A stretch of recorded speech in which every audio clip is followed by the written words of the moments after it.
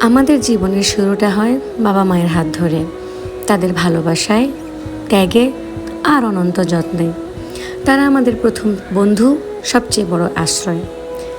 কিন্তু সময়ের সঙ্গে সঙ্গে আমরা বড় হই, নিজের জীবন, নিজের সংসার গড়ে তুলি। আর অনেক সময় ভুলে যাই যে একসময় এই বাবা মাই আমাদের জন্যে সব কিছু ত্যাগ করেছিলেন। আজ হয়তো তারা বয়সে দুর্বল, চোখে ভালো দেখে না, হাঁটতে কষ্ট হয়, কিন্তু ভালোবাসার একটা ক্ষুধা তো আছে, সেটা আজও ঠিক আগের মতোই আছে। তারা কিন্তু আমাদের কাছে খুব বেশি কিছু চায় না, অনেক টাকা, দামি উপহার, চায় শুধু একটু সময়, একটু কথা, একটু মমতা।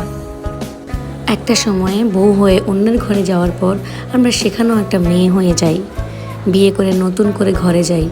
সেখানে শুধু বউ হয়ে যাই না, আসে একটা নতুন দায়িত্ব।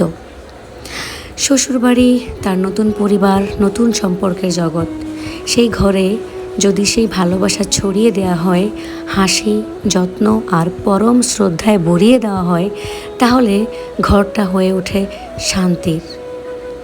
শ্বশুর শাশুড়ি, ননদ, দেবর, ভাসুর শুধু সম্পর্কের নাম নয়, তারাও এক সময় কারো বাবা মা ছিলেন, যারা সারা জীবন নিজেদের সন্তানদের জন্যে জীবন কাটিয়ে দিয়েছেন। তাদেরও প্রয়োজন হয় একটু সম্মান, একটু কথা শোনা আর একটু অনুভূতি। আমরাও তো আছি তোমাদের সাথে। সংসারের সবচেয়ে বড় ভারসাম্যটা কিন্তু এখানেই। যখন একজন সন্তান বাবা মায়ের দায়িত্ব বোঝে আর একজন স্ত্রী তার শ্বশুর বাড়িতে নিজের ঘর মনে করে চলে। একজন ছেলে যদি বুঝতে পারে স্ত্রীর সম্মান যেমন জরুরি, তেমনি বাবা মায়ের অনুভূতিও সমান মূল্যবান, তাহলেই তো সেই হবে একজন প্রকৃত মানুষ, একজন সেতু বন্ধন, এবং যে পরিবারকে একসাথে রাখে ভালোবাসার ডোরে। ভালোবাসা কখনো কমে না ভাগ হলে, বরং তা ছড়িয়ে দিলে আরও বাড়ে।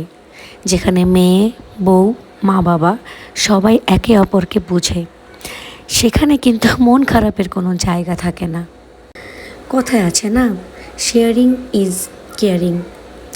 আমরা যদি একে অপরকে শেয়ার করতে পারি, ভালোবাসতে পারি, তবেই কিন্তু আমাদের একে অপরের প্রতি যত্নটা বৃদ্ধি পায়, যত্নের ভরসা সুন্দর হয়।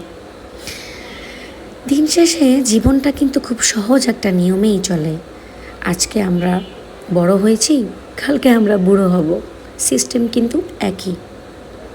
আমি তোমাকে যা দেব, দিন শেষে আমি সেটাই ফিরে পাবো প্রাকৃতিক উপায়ে।